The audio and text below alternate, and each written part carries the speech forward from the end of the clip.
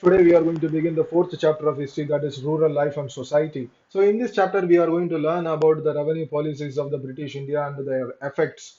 And if you take India under the British government, it underwent many changes in the field of agriculture, industry and trade.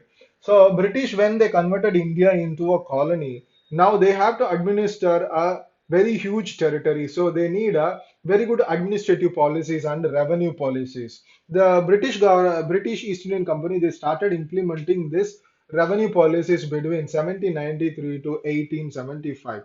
So let us see the policies. The first one, it is a permanent settlement. Second one, it is the Mehalwari system. Third one, it is a Raitwari system. So let us see one by one. The first one, permanent settlement. The permanent settlement was introduced in 1793 by Lord Cornwallis. After the Battle of Boxer, the British East Indian Company, they gained the Diwani right over Bengal, Bihar, and Orissa. So now they decided to auction that right to collect revenue to make a very good profit over that.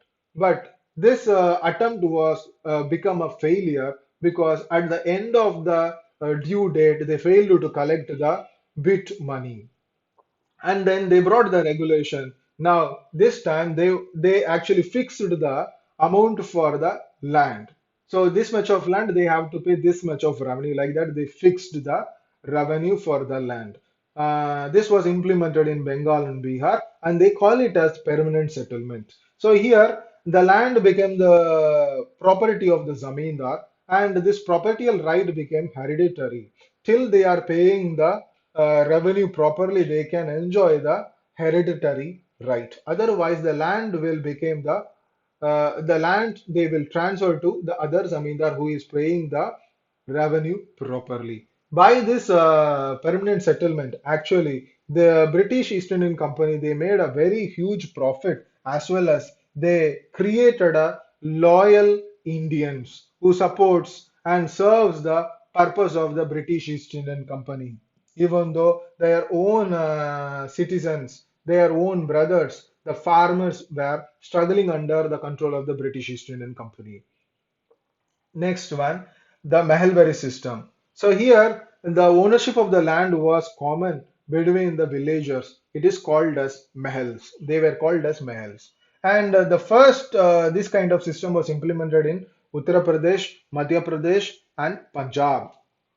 And in this one, the revenue was collected by the villager, and it was submitted by the villager to the East Indian Company. This one also proved to be very much miserable to the poor peasants. And next one, Raitwari system.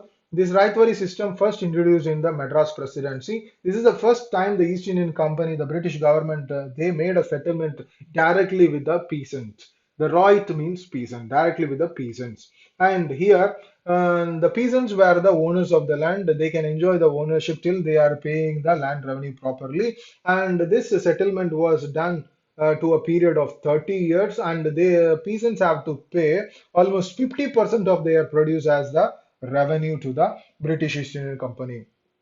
And uh, these peasants, there is no excuse for them. Even there is a famine or a drought or failure of crop, at any condition, any circumstance, these peasants, they have to pay the proper revenue to the British East Indian Company. Otherwise, they will lose their land. So all because of that, they used to mortgage their land to the moneylenders, and the moneylenders also exploited them by greater interest. And the next one, it is the impact of the impacts on the farmers. So if you take the revenue policies implemented at the implemented by the British East India Company, it proved that it is a greater misery on the rural economy, and it created a high elite class that is called as the zamindars, and a new social class that is called as zamindars or landlords. They actually subserve the East Indian company's will, and they're ready to cater anything they want. And the farmers, they were very much struggling under the East Indian Company and their revenue policies, and their situation gone from bad to worse. And there is a lack of irrigation facilities, that is lack of agricultural technology, and also poor monsoon or no monsoon added up with drought and famine made the scenario more worse. And next one, depth in rural areas. So, all because of the revenue policies of British East India Company, already the farmers they are earning a very little amount, a meager amount for their survival. With that, they are hardly able to eat a two square meal a day. So in that condition, if any other social responsibility is going to added to them, that is any marriage or death, now they have no other go. Just they have to mortgage their land or sell a small piece of land for that purpose. So in this condition, the I mean money lenders also exploiting them by asking greater interest. A survey in mid 19th century it is proving that almost 80% of the farmers who mortgaged their land were not able to unmortgage it or get it back from the money lenders by settling their debts. Next one, land subletting. So these zamindars actually getting the land from the Britishers, and the zamindars used to have more than 500 or 1000 acres of land. So they cannot control the whole land. They used to sublet their land, and that intermediate person will sublet that lands to some other one. So before the farmers produce reaches the British East India Company, it have to go through three or four hands. So everyone try to get profit. So how they will get the profit? They have to squeeze the farmer to get the profit. So almost 70 to 80 or 90% of the produce will go for the revenue, and the farmer have to struggle for his existence. Next one, land holding. So now land become a commodity of sale, and each individual, land become a individual property. If suppose a person is having two or three sons, a farmer is having two or three sons, his land will be divided among themselves equally. Then every son will have a small piece of land. It will be very difficult for him to survive the whole year with a small produce, what he earned from the small piece of land. Uh, that is why it became very difficult to exist. And next one, commercialization of agriculture. So earlier the farmers they used to grow the cereals, food crops. Later by 19th century they started cultivating the cash crops because they can get a good amount. With that they can pay their debts and get out of the debts, and they can pay the revenue at the right time. All because of that aim they started cultivating jute, indigos, oil seeds, tea, sugar, coffee, and cotton, etc., which is called as the commercial crops. But cultivating these commercial crops shows the effect later. Like the plantation crops like indigo, they actually remove the fertility of the soil, and also there comes a demand for the food crops because every farmer they started cultivating the commercial crops, though. So there comes the shortage of the food crops. So all these things collectively made the farmers angry, and they revolted against the British government. Next one, peasant revolt.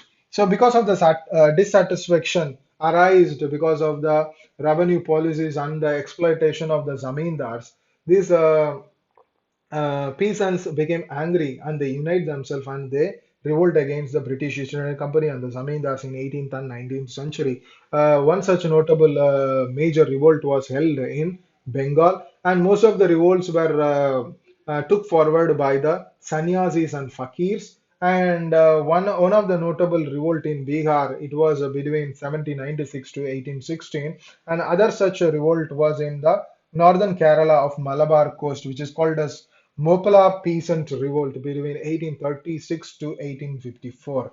And next one, Farsis and Wahhabi movement. Farsi is a rebellious Muslim religious movement. They actually supported the farmers. The leader of the Farsis, called Dadu Main, he asked the um, farmers to not to cultivate the indigo and also not to pay the land revenue. And this movement began in 1838 at Barasat. And this view actually appreciated by the farmers, and this influenced the farmers to fight against the British East Indian Company in Bengal. And next one, Wahhabi revolt. Movement was started by Syed Ahmad of Bareilly, and it is also a Islamic movement to resurrect the Islam as a religion. He was trying to restore the glory of the Islamic ruler, how they got exploited in the hands of British regime. And also he mentioned that English become a prominent language and Persian is not getting the proper due respect. All these ideas actually made the Muslim to stand up against the British East Indian Company. And when this Wahhabi movement started supporting the farmers, they gained the support of the farming community. The next one, the last one, Indigo Rebellion. 19th century in Bengal, they saw a very strong revolt by the peasants. It is called as the Indigo Revolt. It actually broke out in February of 1859. This time, the farmers they unite themselves and they declared that they are no longer going to cultivate the indigo crop, and they also want to boycott the people who are in favor with the East Indian Company. And this time they are very strong that even the armed force of British and police force of British are not able to manage the revolt. And one such notable revolt was in the month of February 1860. McLeod, an indigo planter in Nadia, Bengal, he ordered the officer to arrest the people, Tufasil Hussain, to arrest the peasants who are revolting against him. When Tufasil Hussain met the riot, the farmers they started beating him up, and more than 3,000 people, farmers, they started marching into his factory and they broke out everything. The police they were not able to do anything; they stood aside. And another march was conducted in March, and this time the peasants they entered into the another Englishman's factory in Bikaner. The Englishman name is Leon. And other such events were also happened in Chandpur, Loknathpur, and Molahati factories. And this time protesters were between both from youngsters to old age, both men and women, they participated. They were in super angry, which the British East Indian Company they were not able to suppress. They took 3 decades to suppress the rebellion, and all because of this revolt, they made the planters to shut down their factories and workshop. Thank you, class. By this, the fourth chapter is over.